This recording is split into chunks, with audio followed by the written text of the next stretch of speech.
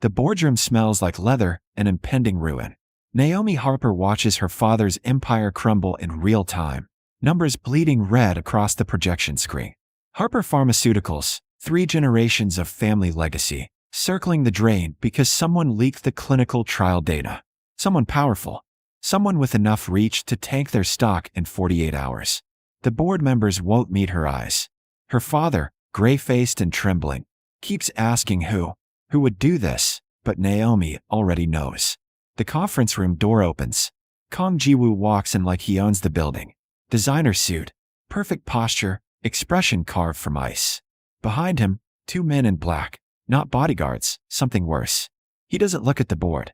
He looks directly at Naomi, and she sees murder in those beautiful, familiar eyes. 18 months earlier, the hospital cafeteria at 3 a.m. is its own kind of purgatory. Naomi's been on her feet for 16 hours. Emergency room rotation from hell. Still has 2 hours left on her shift. She's fighting to keep her eyes open over terrible coffee when someone sits across from her. Korean. Expensive clothes that seem ridiculous in a hospital at this hour. A gash above his left eyebrow, blood dried dark against his skin. You should get that looked at, Naomi says. I don't trust doctors. His English is accented, controlled. You're a resident? 3rd year. That needs stitches. Then stitch it. Something in his tone, not a request, barely a question, sparks her temper. I'm on break. And you're not my patient. I'll pay. Name your price. Naomi should walk away. She'd paid security about this intense stranger who looks like he walked out of a crime film. Instead, she finds herself leading him to an empty exam room, snapping on gloves, gathering supplies. What happened? She cleans the wound with careful efficiency. Business disagreement. Looks more like someone tried to split your head open. That was the disagreement. He doesn't flinch as she irrigates the cut. You're steady-handed. You're lucky it missed your eye. She threads the suture. This is going to hurt. Pain is informative. She works in focused silence, aware of him watching her face while she watches her needle placement. 5 neat stitches. When she's done, he touches the wound gently, testing. Perfect. He pulls out a wallet, extracts a business card and several large bills. The money's for your discretion. The card is in case you need anything. The card reads, Kong JIWO, Acquisitions. No company name. A phone number. I won't need anything. Keep it anyway. He stands, and she realizes how tall he is, how he fills the small room. What's your name? Naomi. Beautiful name for a beautiful doctor. He pauses at the door. Thank you for the steady hands. She doesn't see him again for 3 weeks.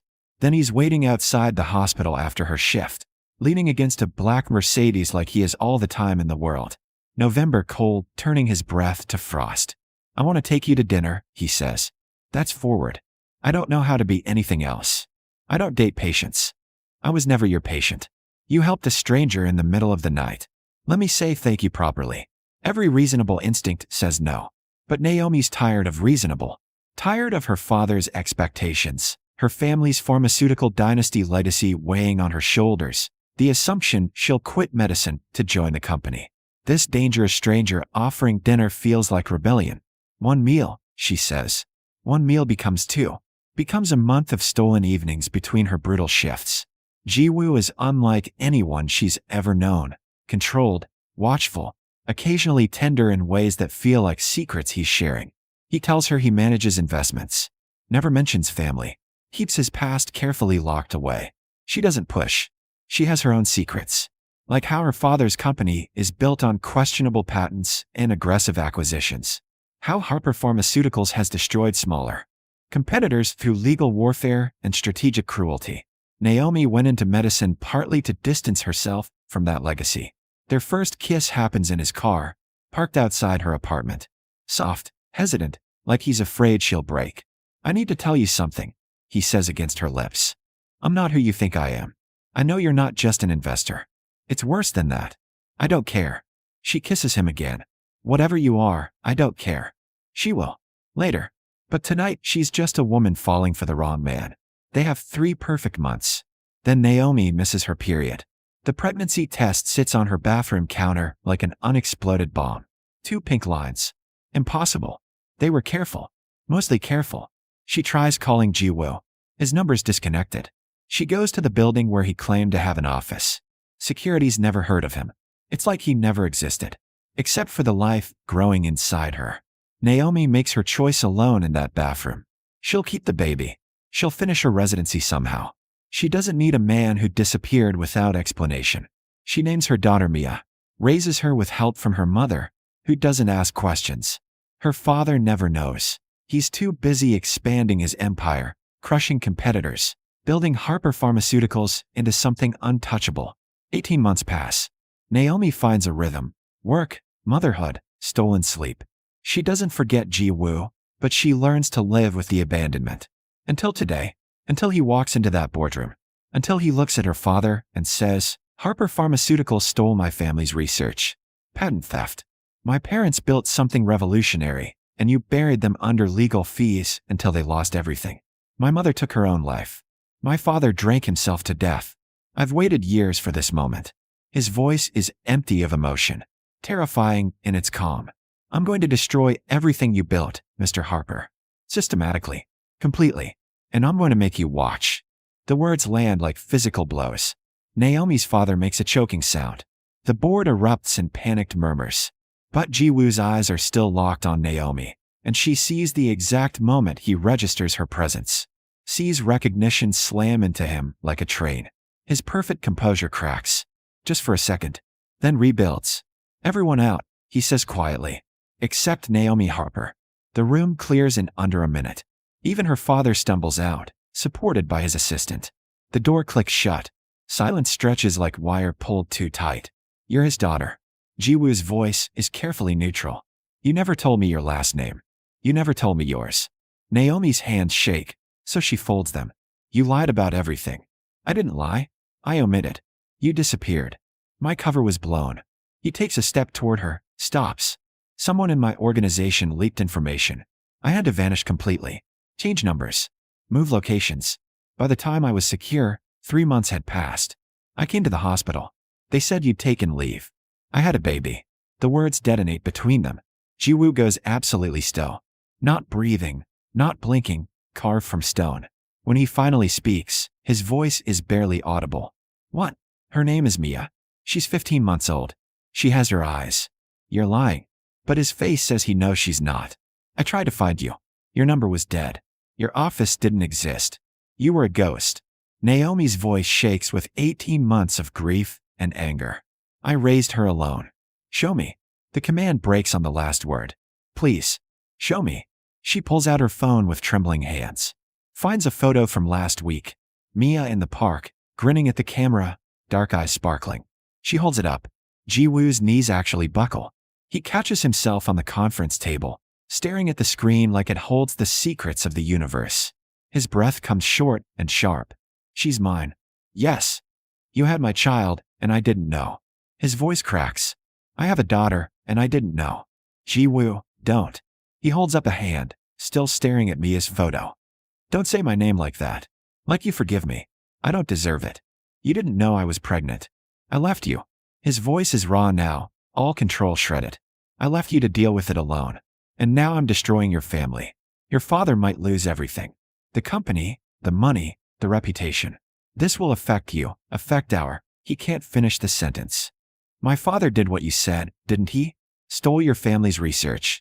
Ji-woo's jaw tightens. 12 years ago, my parents developed a breakthrough treatment for autoimmune diseases.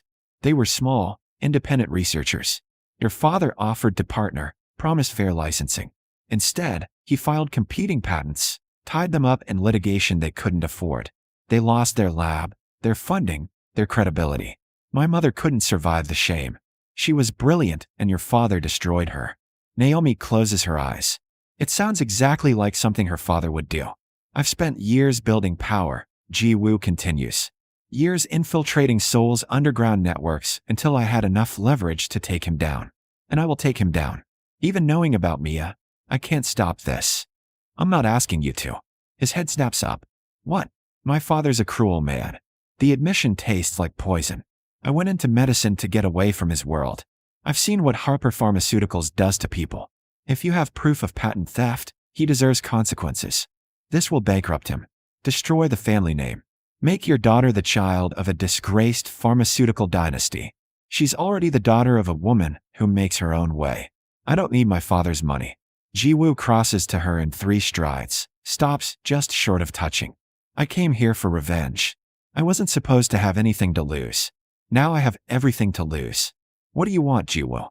I want to meet my daughter. His voice breaks again. I want to be her father, if you'll let me. I want to make up for 18 months of absence. But I also need to finish what I started. Your father's company won't survive. Then don't let it survive. Naomi finally touches his face, fingers gentle on his jaw. But don't destroy yourself in the process. Don't let revenge consume you until there's nothing left for Mia. I don't know how to be both. The man who seeks justice and the man who deserves to be her father. Figure it out. She drops her hand. Because I won't let you be in her life halfway. She needs all of you, or none of you. Make your choice. She walks toward the door. Naomi. She stops. Can I see her? Today. You're the one threatening to destroy my family. I know. I'm asking anyway. She should say no. Should protect Mia from this complicated, dangerous man. Instead, 6 o'clock. My apartment. And Jiwoo? Don't break her heart. Mine's already in pieces. Hers is still whole. She leaves him standing in the wreckage of his revenge, knowing she's just made everything infinitely more complicated. At 5:30, Naomi's apartment is chaos. Mia's toys everywhere, laundry half-folded, evidence of their small, full life. She tries to clean, gives up, focuses on making Mia presentable. The knock comes precisely at 6. Jiwoo stands in the hallway holding a teddy bear and looking more terrified than she's ever seen him. Behind him, one of his men waits by the elevator. Protection or witness, she's not sure. Come in, she says.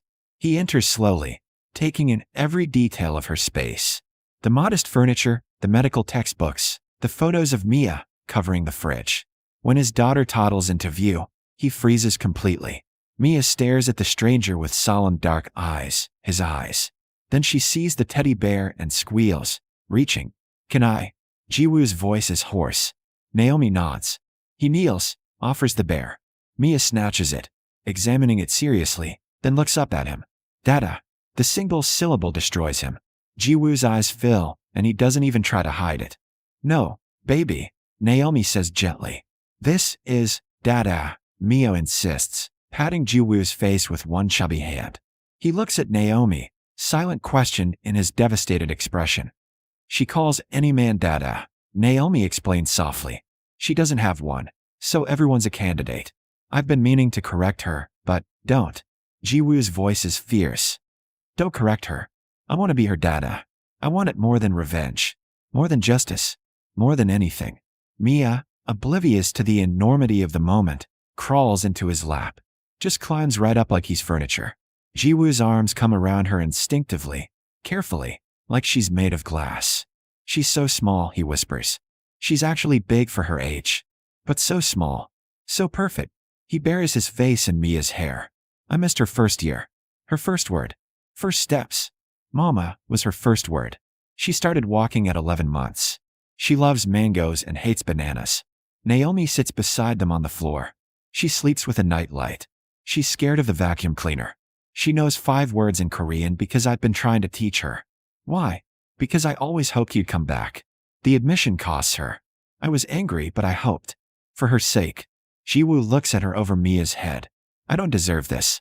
Either of you. Probably not. But she deserves a father who shows up. I'll show up. Every day. For everything. He pauses. After I finish with your father. The real world crashes back in. What happens to Harper Pharmaceuticals? The board will force a sale to avoid bankruptcy. Your father will lose controlling interest. His reputation will be destroyed when the patent theft becomes public. He might face criminal charges. And my mother? Is protected. I made sure she has separate accounts, assets in her name only. This targets him specifically.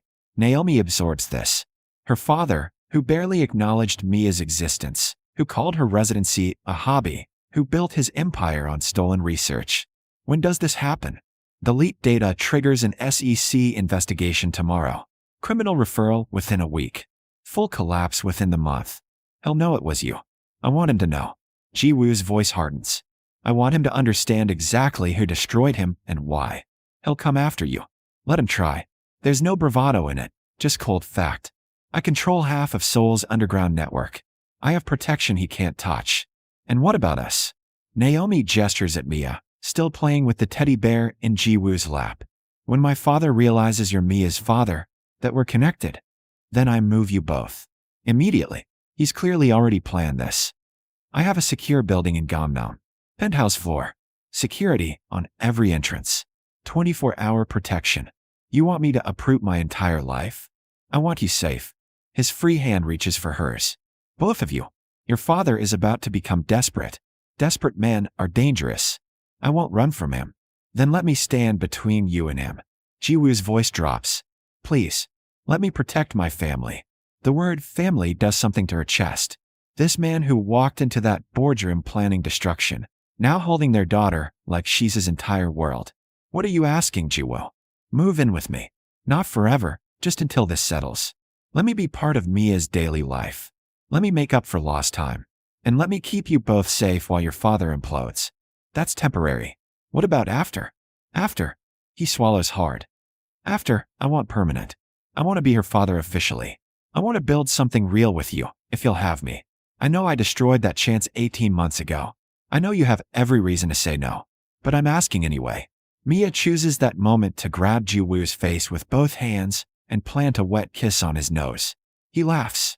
Actually laughs, surprised and delighted. She likes you, Naomi says. I'm wildly in love with her. Just her. His eyes meet hers. I never stopped thinking about you. Every day I was gone, I thought. About the doctor with the steady hands who didn't flinch at blood, who was kind without being asked.